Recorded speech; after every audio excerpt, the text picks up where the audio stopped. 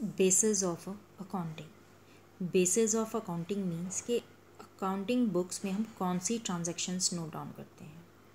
इसके लिए 2 मेथड्स हैं। First one is cash basis, second is accrual basis. Cash basis क्या है कि अगर मैंने किसी को कैश पेमेंट की है तो वही ट्रांजैक्शन नोट डाउन पेमेंट मैं नोट डाउन करूँगी, और अगर मैंने किसी को सेल किया है उसके अगेंस्ट जो मुझे कैश मिलेगा तो मैंने वही कैश सेल की ट्रांजैक्शन करनी है। अगर उसमें कोई मैंने क्रेडिट सेल की है मीन्स कि उधार सेल की है जिसका पैसा मुझे नहीं मिला, मैंने गुड्स तो दे दिए हैं बट उसने मुझे उसका पैसा नहीं दिया, तो वो ट्रांजैक्शन मैंने नोट डाउन इसमें नहीं करनी। इट मीन्स कैश बेसिस में क्या है, सिर्फ cash payments and cash receipt से ही हम नोट डाउन करते हैं। इसमें अब आउटस्टैंडिंग एक्सपेंस, आउटस्टैंडिंग क्या होता है कि डेट आज निकल गई है बट मैंने अभी तक उस रेंट की पेमेंट नहीं की, रेंट पे करने की डेट आज थी बट मैंने आज नहीं की, तो मैंने वो एक्सपेंस इस मेथड में नोट डाउन नहीं करना। इसी तरह कोई इनकम है जिसमें मैंने सर्विस अपनी दे दी है बट मैंने उसकी पेमेंट रिसीव नहीं की, तो वो वाली इनकम भी मैंने इसमें नोट डाउन नहीं करनी। कैश बेसिस में सिर्फ कैश रिलेटेड ट्रांजैक्शन से ही हम नोट डाउन करते हैं। फॉर एग्जांपल क्या है, Ashok has cash sales of ₹3,90,000, credit sale of ₹1,60,000, total sale is 5,50,000।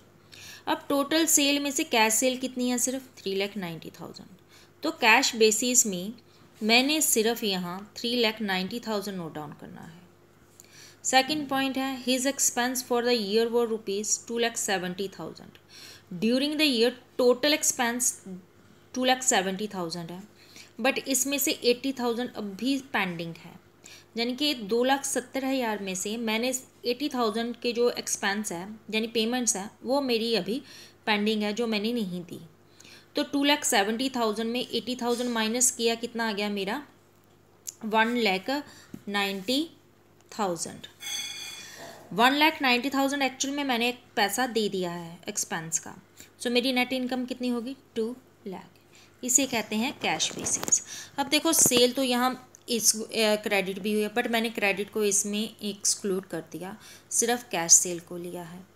यहाँ एक्सपेंस में एक्चुअल में मैंने पैसा कितना दे दिया है, सिर्फ वही मनी लेनी है, बाकी जो 80,000 अभी मैंने नहीं दिया वो मैंने बीच में इंक्लूड नहीं करना। So this is a cash basis. Second है अक्रूवल बेसिस।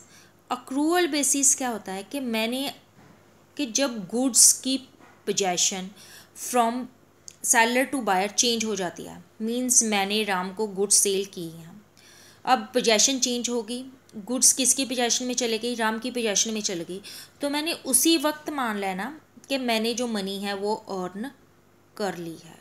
तो अक्रूवल में हम क्रेडिट ट्रांजैक्शंस भी लेते हैं, कैश प्लस क्रेडिट दोनों ही ट्रांजैक्शंस आती हैं।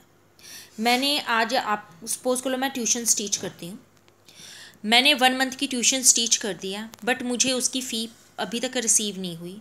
स्टूडेंट की कोई फाइनेंशियल प्रॉब्लम है, वो 2-3 मंथ्स के आफ्टर देगा, देन दैट तो भी मैंने उस मंथ की ट्यूशन फ़ी क्या है अपनी इनकम में इंक्लूड करनी है कि मैंने वो अर्न कर ली है। रीज़न क्या है कि मैंने अपनी सर्विसेज जो है स्टूडेंट को प्रोवाइड कर दी है। अब सेम एग्जांपल में क्या है, अब टोटल ड्राइवर सेल कितनी है 5,50,000। देखो क्रेडिट सेल हो या कैश सेल हो, जो गुड्स की पोजेशन है वो तो बायर के पास चली गई है, दूसरे पर्सन के पास चली गई है। जैसे ही पोजेशन चेंज हुई वैसे ही ये मान लिया गया कि मैंने वो इनकम अर्न कर ली है। सो अक्रूवल में क्या लेना हमने, टोटल सेल, चाहे वो कैश हो या क्रेडिट हो। अब जो एक्सपेंस है 2,70,000 के एक्सपेंस है, अब मैं आज पे करूँ या 80,000 के कल पे करूँ, इस साल के हैं तो मैंने इस साल में पे तो करनी ही है ना, चाहे 1 मंथ लेट पे करूँ, तो जो इस साल का खर्चा है वो इसी साल की रेवेन्यू में से मैंने माइनस करना है।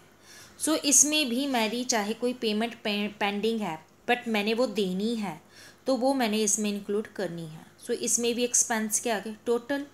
So net income is 2,80,000। Accrual basis में सेल परचेज कैश हो या क्रेडिट हो, हमने दोनों ही इंक्लूड करनी है।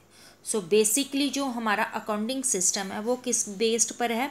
अक्रूवल बेसिस पर है, जो बिजनेस का होता है। कैश बेसिस पर किस